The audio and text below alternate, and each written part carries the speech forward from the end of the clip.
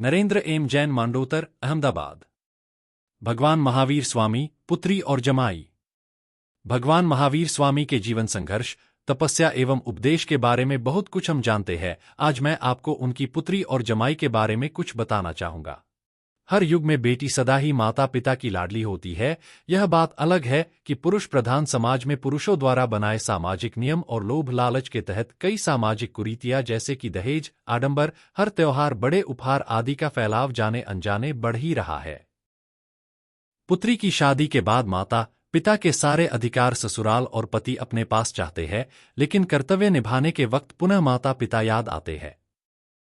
वक्त के साथ पुत्रियों की स्थिति बदल जरूर रही है, लेकिन स्वार्थी, लालची पुरुषों तथा स्त्रियों की वजह से और उनके अमर्यादित व्यय से नवविवाहित बेटियों का जीवन बहुत प्रभावित भी हो रहा है, बिगड़ भी रहा है।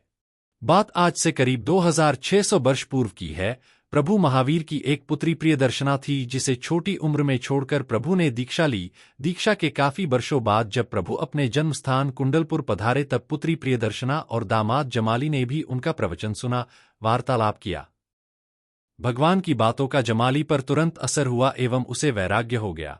संसार के प्रति पति की विरक्ति को देख प्रियदर्शना ने भी संसार त्याग करने का निर्णय लिया एवं करीब 1000 नारियों संग प्रभु के यहाँ दीक्षित हो गई। जमाली, जिन्होंने करीब 500 साथियों संग दीक्षा ली थी, उन्होंने प्रभु से अलग विचरण की आज्ञा मांगी एवं प्रभु के हाँ या ना के स्पष्ट उत्तर बिना ही विहार कर दिया। प्रियदर्शना ने भी उनके साथ विहार कर दिया। एक बार सोने से पूर्व जमाली में पूछा कि क्या शैया तैयार है, तब शिष्यों ने उत्तर दिया कि शैया तैयार हो रही है। इस बात को जमाली ने पकड़ लिया और प्रभु के सिद्धांत कार्य प्रारंभ हुआ हो तो हो गया, मान लेना चाहिए का विरोध करना शुरू कर दिया। आश्चर्य की बात तो यह हुई कि प्रियदर्शना ने भी भगवान महावीर, जो उनके संसार पक्षीय पिता थे, उनका विरोध करना शुरू कर दिया और संसार पक्षीय पति जमाली का साथ देना शुरू किया। संसार की यह रीत अध्यात्म जगत में भी इतनी गहरी जड़ें जमा चुकी थी। यह इस घटना से जानकारी प्राप्त होती है। संसार पक्षीय पति जमाली का अधिकार जाने अनजाने यहां भी दिखाई देता है। प्रभु महावीर के सिद्धांतों का विरोध करते हुए जब वह जमाली के समूह संग विहार करते हुए एक श्रावक ढक कुंभकार के यहाँ ठहरी और उसे समझाने लगी, तो श्रावक ढक ने जानबूझकर एक जलता अंगारा उनकी साड़ी पर फेंक दिया। प्रियदर्शना साध्वी जी जोर से चिल्लाई कि यह क्या किया, मेरी साड़ी जल गई।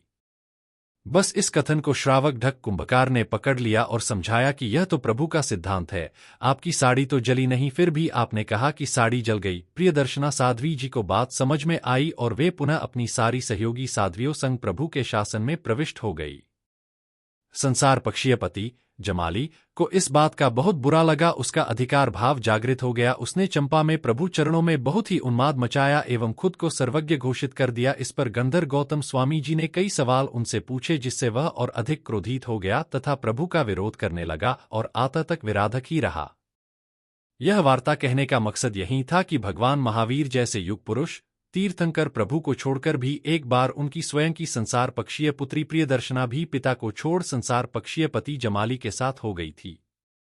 तो आज के युग में माता पिता के साथ को छोड़कर, न चाहने पर भी पति के दबाव में, रिश्ता बचाने की चाह में या बिना सोचे समझे फिल्मी प्यार की तरह जिद में, यदि पुत्री दूर भी चली जाए, अलग भी हो जाए या रिश्ता भी तोड़ दे तो भी कोई गम नहीं करना चाहिए। समय ही पुत्रियों को समझ देगा और वह सत्य जानकार यदि साहस हो तो पुनः पिता के साथ जुड़ जाती है, जैसा प्रियदर्शना साध्वी जी ने किया। बस तब भी पुत्रियों को सत्य समझने की जरूरत थी और आज भी उन्हें सत्य समझने की जरूरत है। पुत्रियों को माता पिता के प्रति अपना दायित्व एक पुत्र की तरह समझना चाहिए, तभी संसार से दहेज जैसी कुरीतियां समाप्त होगी और पति तथा ससुराल वालों का अधिकार भाव खत्म होगा, सम्मान और कृतज्ञता के भाव निर्मित होंगे। युवा अवस्था में पुत्रियों के साहस एवं पुत्रों की समझदारी से ही समाज में पुत्र और पुत्री के प्रति, बहू और बेटी के लिए समान भाव की मानसिकता बनेगी, बढ़ेगी। सार: सत्य के साथ रहना जरूरी है, सम्मान के साथ रहना जरूरी है। नरेंद्र एम जैन मांडोतर, अहमदाबाद।